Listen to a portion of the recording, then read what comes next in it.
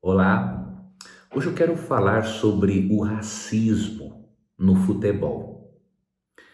Gerson, jogador do Flamengo, ele acusou o jogador do Bahia, Índio Ramírez, de injúria racial pela seguinte frase: "Cala a boca, negro".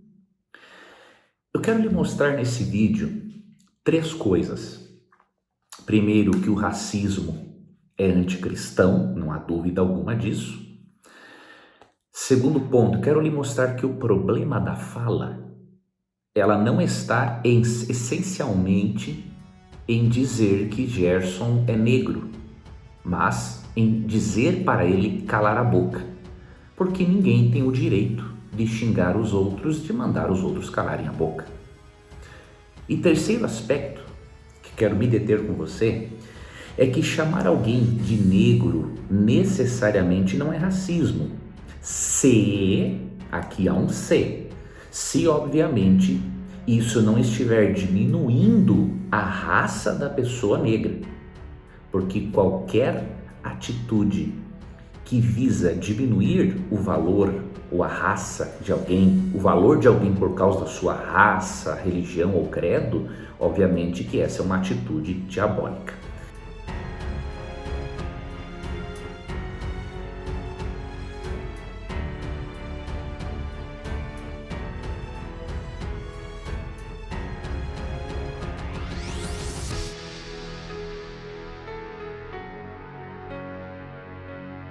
Então quero que você tenha a mente aberta para que nós possamos discutir esse assunto que é bastante polêmico, mas para o qual a Bíblia nos oferece uma resposta maravilhosa. E inclusive eu vou dar aqui para você que é negro ou para você que se sente ofendido, eu quero dar a você inclusive algumas dicas da psicologia para que você aprenda a se posicionar de uma forma mais assertiva em relação a esse tipo de assunto. Tudo bem? Primeiramente, na nossa cultura há pessoas agressivas e há pessoas mimizentas. As pessoas agressivas, elas não pensam antes de falar e não se colocam no lugar das pessoas com quem estão falando. Então, qualquer pessoa pode se posicionar de uma forma assertiva sem ser agressiva e sem xingar os outros. Então, é este grupo. O outro grupo é o grupo dos mimizentos, né? Os mimizentos, eles não sabem reagir, enquanto que o agressivo não sabe falar de forma assertiva, o mimizento, ele não sabe também reagir de forma assertiva. Por quê? Porque ele é formatado, né, por uma cultura de gente fraca e afrescalhada, não é? E por ser formatado por essa cultura, a pessoa aprende a se portar como vítima e não a subir no palco da sua própria vida. A vitimização, ela faz muito mal para a saúde, tá? Se você ler alguma coisa sobre o que a psicologia diz a respeito, você pode ler, por exemplo, alguma obra sobre terapia cognitivo-comportamental, você vai ver que realmente a vitimização faz muito mal à saúde. Então, quando nós nos portamos como vítimas, o que isso acontece? Isso gera uma descarga de sentimentos ruins, isto vai obviamente gerar raiva, vai jogar adrenalina no sangue de forma desnecessária e, consequentemente, vai tirar de nós a responsabilidade de nos posicionarmos e de nos colocarmos no palco da vida.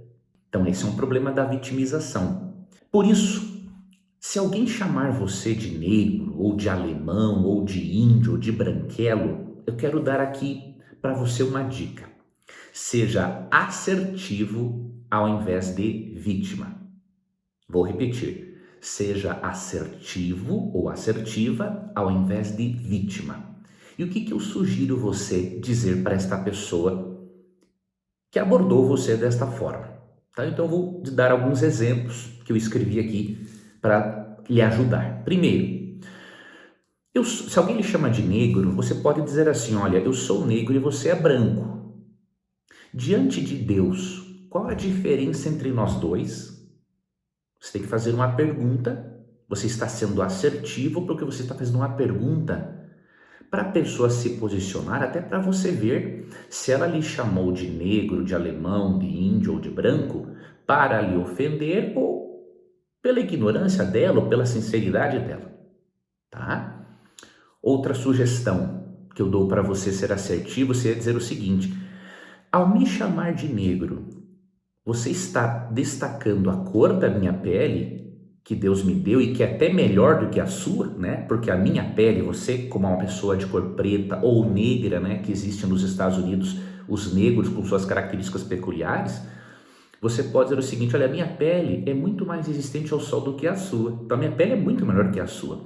Então, você está me chamando de negro porque está destacando a cor e a força da minha pele e a saúde dela? Ou você está ofendendo a minha raça? Né? Então você está questionando a pessoa, sendo assertivo com lógica e não como vítima. Isto aqui faz bem para a sua saúde, reagir dessa forma. Agora, como vítima, isso faz mal para a sua saúde. Outra dica que eu daria para você: te chamou de negro, de preto, de índio, de branco, de pardo ou branquelo, não importa. Se você pensa que vou ligar para isso, você diz assim para o interlocutor, né? Você é muito infantil, pois eu sou preto mesmo, ou sou negro, né? E no Brasil há o branco, o preto, o pardo, o amarelo e o indígena. E nos Estados Unidos, além dessas raças e outras, há o negro, com as suas características e qualidades peculiares, né? Então, por que você me chama pela cor da minha pele e não pelo meu nome? Isso quer dizer então que você prefere que eu lhe chame de branco ou branquelo, ao invés de lhe chamar pelo nome? Então você percebe? Você responde com assertividade, com lógica, sem mimimi e sem frescura. É assim que você deve se portar. Responder com assertividade, com lógica, sem mimimi e sem frescura. Quando a pessoa lhe abordar, já que você está formatado ou formatada de certa forma, não é? Por uma mídia que ensina, que prega uma cultura mais fraca ou afrescalhada, então você tem que parar, respirar e pensar no seguinte: o problema está em alguém lhe chamar de alemão, de preto, de branco, de índio, ou na forma como isto é feito? Então, pare e pense. Se você for diminuído ou diminuída de verdade, aqui eu destaco essa palavra, de verdade, aí sim, isso é injúria racial e deve ser denunciado. Agora, se você não foi, né, injuriado de verdade, avalie a sua autoestima. Se você se sente ofendido porque alguém lhe chama de branquelo, de alemão, de índio, de preto ou de negro, você precisa avaliar o nível da sua autoestima. Porque se você for uma pessoa que tiver uma noção saudável do seu valor como pessoa, isso aí não vai afetar a sua vida. Você não vai destruir a sua felicidade. Não vale a pena deixar que outro, e nem é saudável, deixar que outro dite se o seu dia vai ser feliz ou vai ser triste. Cabe a você tomar uma atitude e ter uma postura mental saudável. E isso você pode desenvolver se você quiser. Então, se alguém lhe chama de negro, né, de uma forma respeitosa, ou entre amigos, né, estão brincando, não se estresse, porque é a sua cor. Você tem a cor preta, outros têm a cor branca, amarelo, pardo, tem o índio, e todos são iguais diante de Deus. Mas faça o que eu lhe sugeri antes, para você poder ver a intenção dessa pessoa. Se ela está de maldade, se ela está sendo honesta ou se ela está sendo ignorante mesmo. Aí você pergunta assim, ó, argumenta, né? Pelo que eu estou entendendo, você prefere ser identificado por sua raça, ao invés de pelo nome. Então, eu posso também lhe chamar de branquelo, de alemão ou de pardo? Faça essa pergunta assertiva, lógica e sem mimimi, não é? E dependendo da reação da pessoa, você vai ver se ela está realmente lhe injuriando ou não. Eu lembro, né, eu tenho 41 anos, né, então eu lembro que na época da minha infância, adolescência, existiam sim, óbvio, pessoas racistas, pessoas mal intencionadas, mas eu lembro que entre amigos, né, e conhecidos era muito normal esse tipo de brincadeira. Eu lembro do meu avô, por exemplo. Meu avô era um homem, diríamos assim, de uma pele. Meu avô era praticamente um mulato, né? Meu avô tinha uma cor muito bonita e ele tinha um amigo que era índio, né? E aí eles viviam brincando um com o outro, né? Meu avô chamava ele, na verdade, esse amigo índio de bugre, né? No Rio Grande do Sul, costuma-se chamar às vezes o índio assim, né? E aí meu avô falava assim para ele: que tu veio aqui me incomodar, bugre? E ele falava assim: bugre não, eu sou bugrinho. E você para de me chamar de bugre, seu preto. E eles viviam brincando, né? Fazendo aquela zoação por anos. Meu avô nunca deixou de gostar dele, ele nunca deixou de gostar do meu avô, e não havia esse problema, né? Então, depende da forma como você brinca. Às vezes nós tínhamos colegas também que tinham a pele bem branca e dizia assim: ô alemão, né? E ele dizia: para, negro, mesmo que a gente não fosse negro, né?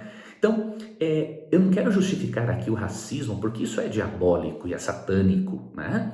Mas eu quero mostrar para você que há situações que não vale a pena você se portar. Por que se portar de vítima?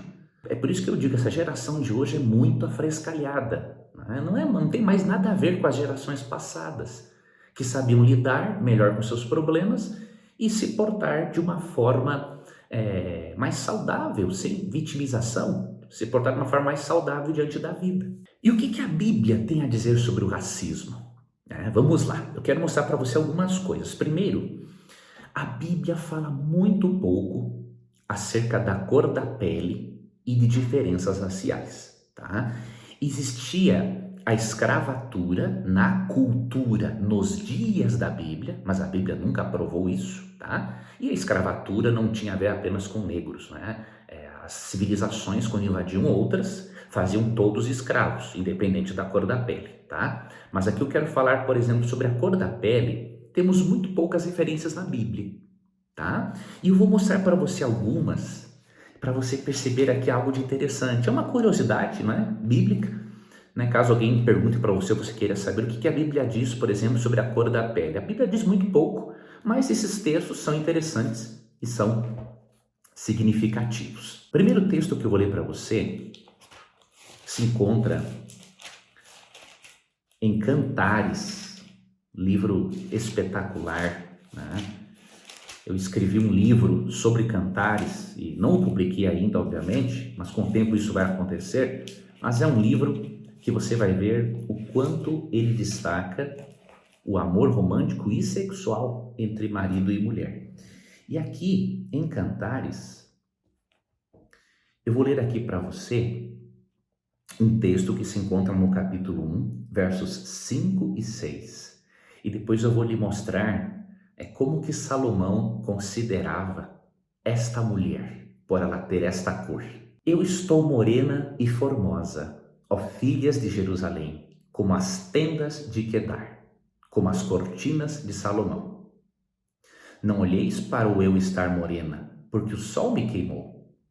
Os filhos da minha mãe se indignaram contra mim e me puseram por guarda das vinhas.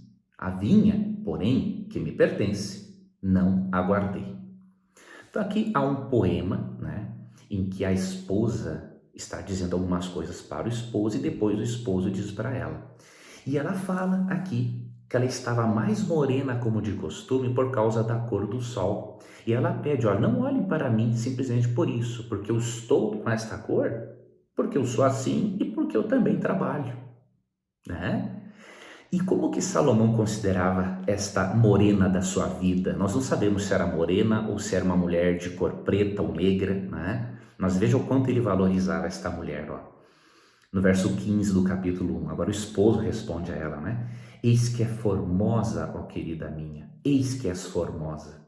Os teus olhos são como das pombas, né? E aí no capítulo 2, verso 2, ó, qual o lírio entre os espinhos, tal é a minha querida entre as donzelas. Então você percebe, o romantismo, o amor não depende da cor da pele e de raça. Só depende para pessoas más ou pessoas ignorantes, né, que não entendem que todos viemos do mesmo Criador, e depois eu vou comentar um pouco sobre isso. Uma outra referência interessante à cor de pele encontramos aqui em Atos capítulo 13, verso 1, tá? Eu estou fazendo um comentário com você, mas também um breve estudo, porque eu não quero gravar um vídeo só para eu gravar, né? Tem muita gente que grava, vou gravar um vídeo sobre esse assunto, porque é o assunto em voga. Não, tem que gravar sobre o assunto, nós vamos estudar também a Bíblia, né? Então, Atos 13, 1 diz assim, ó, havia na igreja de Antioquia profetas e mestres, Barnabé, Simeão, por sobrenome Níger, Lúcio de Cirene, Manaém, Colasso de Herodes, o tetrarca, e Saulo. Este nome aqui, Simeão, ó, veja, Simeão, ele é chamado de Níger. No latim, significa negro. Então é bem provável que este irmão da igreja, um dos líderes, um dos ensinadores, um dos mestres, um dos professores na igreja de Antioquia, era de cor negra, né? E nenhum problema havia nisso, tá? Para o texto bíblico. Outro texto interessante que nós podemos avaliar, Atos 8, 26. Aqui nesse contexto nós encontramos de forma clara o Espírito Santo pedindo para Filipe pregar a um eunuco, que provavelmente, né, por ele ser de Cuxe, norte da África, era uma pessoa negra. E o Espírito Santo deu tanto valor a esta pessoa, como dá a qualquer outra, que ele falou com Filipe para ir, olha, você vai ver este homem lendo o profeta Isaías, eu quero que você explique para ele o que significa aquele capítulo, que você mostre Jesus para ele. E este homem acabou se convertendo. Então você vê aqui em Atos 8, 26, o seguinte, um anjo do Senhor falou a Filipe dizendo, dispõe-te e vai para o lado sul, no caminho que desce de Jerusalém a Gaza. Este se acha deserto. Ele se levantou e foi. Eis que um etíope, eunuco, alto oficial de Candace, rainha dos etíopes, o qual era superintendente de todo o seu tesouro, que viera adorar em Jerusalém, estava de volta e, assentando no seu carro, vinha lendo o profeta Isaías. Então disse o Espírito a Filipe, aproxima-te desse carro e acompanha-o. E aí Filipe acompanhou, pregou o evangelho para ele e ele foi batizado. Então muito provavelmente esse eunuco era de cor negra, né, porque ele era de Cush, uma região norte da África, tá bom? E o último tópico que eu quero abordar com você para finalizarmos o vídeo, depois desta curiosidade, dessa curiosidade bíblica, né, em que a Bíblia fala muito pouco sobre a cor de pele, mas quando fala de uma forma que demonstra o amor de Deus, o interesse de Deus pelas pessoas e todas as raças, não podia ser diferente. Eu quero finalizar lhe mostrando que a criação, a doutrina bíblica da criação e a doutrina bíblica da salvação igualam todas as pessoas. Repito, a doutrina da criação e a doutrina da salvação igualam as pessoas. Esse é um dos motivos que eu acho o criacionismo muito superior a qualquer outra teoria. Mas não vou falar sobre isso, deixa eu ler para você aqui alguns textos. O primeiro, mostrar para você dois textos que falam que somos iguais pela criação e dois textos que mostram que somos iguais pela redenção, através da cruz, né? Através da morte substitutiva de Cristo. Primeiro texto que eu vou ler para você, Gênesis 3, 20, fala de nossa mãe, Eva, né? E aqui diz o seguinte: e deu o homem o nome de Eva, a sua mulher, por ser a mãe de todos os seres humanos. O que esse texto está nos dizendo? Que todos os seres humanos, não importa a cor da pele, não importa a raça, descendem de Adão e de Eva. Deus colocou na estrutura cromossômica, na genética de Adão e Eva, esta possibilidade de variação que se acentuou, obviamente, após o dilúvio, com os filhos de Noé, como você pode ler ali em Gênesis 9, Gênesis 10 e Gênesis 11, tá?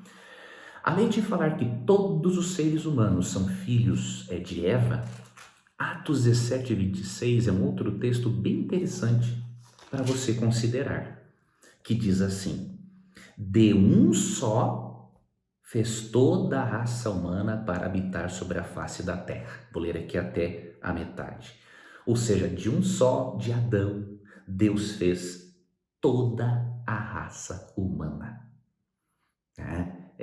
Deus criou Adão, da costela de Adão ele cria Eva, e a partir deste casal, com o potencial genético que Deus colocou neste casal, assim como em toda a natureza, né? Porque a variação de cores existe no reino animal, mineral, vegetal, não é? Aqui diz que todos, né, foram feitos de um só. Então, a doutrina da criação mostra que você e eu somos filhos de Adão e Eva, né? E isto nos iguala. Agora, a cruz de Cristo também nos iguala. E aqui eu mostro para você dois textos. O primeiro deles, Romanos 2,11, para lhe dizer o porquê que a cruz nos iguala. A resposta é simples. Porque o Criador não faz acepção de pessoas. Não importa a cor de pele de alguém, ele é o Criador de ambas as pessoas, né? Ele que mantém vivos a todos. Então, Romanos 2,11 diz assim: porque para com Deus não há acepção de pessoas. Aqui eu tenho um recado para você. Se você faz acepção de pessoas, por uma ser mais rica do que outra, ou por uma ter uma cor de pele do que em relação a outra, ou porque uma tem uma posição social diferente da outra, o seu cristianismo precisa se tornar verdadeiro. Porque um cristão, ele vai cada vez mais se parecer com Deus, né? Em caráter, óbvio, não somos deuses e nunca seremos iguais a ele, mas na medida em que passamos pela conversão e depois pela santificação, que é um processo de transformação diária, né? Assim como Deus, nós não vamos fazer acepção de pessoas, ok? Então isso é um ponto muito importante. Por quê? Porque Deus, a cruz, nos iguala a todos. E o último texto que eu leio e deixo para você e finalizo o vídeo, Gálatas 3, 28 e 29. Esse é um dos textos mais importantes para vermos que tanto pela criação quanto pela redenção, todos somos iguais. E que qualquer pessoa que vive fora disso, ela realmente não está bem convertida, né? Ou ela nunca conheceu a Deus de verdade. Gálatas 3, 28 e 29, ó. Dessarte não pode haver judeu, nem grego, nem escravo, nem liberto, nem homem, nem mulher, porque todos vós sois um em Cristo Jesus. E se sois de Cristo, também sois descendentes de Abraão e herdeiros segundo a promessa. A cruz iguala a todos, porque João 3,16 diz que Deus amou ao mundo, não amou uma raça específica. Deus amou ao mundo de tal maneira que deu seu Filho unigênito para que todo que nele crer não pereça, mas tenha a vida eterna. E esse texto nos diz mais uma coisa: a Bíblia não se preocupa com luta de classes, ok? A Bíblia não se preocupa em colocar ricos contra pobres e negros contra brancos. O que a Bíblia se preocupa é em unir ricos com pobres, negros e brancos em torno da cruz. Porque todos são filhos de Deus, pela criação e pela redenção. Então não perca o seu tempo com essa bobagem de luta de classes, porque a Bíblia não tem essa preocupação. A preocupação bíblica é unificar todas as pessoas em torno da cruz, porque Deus está preparando um povo de todos os lugares do mundo, com todas as cores de pele, de todas as raças, para a segunda vinda de Cristo. Tudo bem? Então espero que esse vídeo lhe ajude na sua reflexão, para que você se torne uma pessoa mais assertiva, lógica e também cristã e amorosa no trato para com todas as pessoas. Não se porte na vida como vítima. Assuma as rédeas da sua vida e suba diante do palco da vida para que você possa ser ator da sua vida e não ser um mero coadjuvante, moldado pela mídia. Que Deus te abençoe e até o nosso próximo estudo.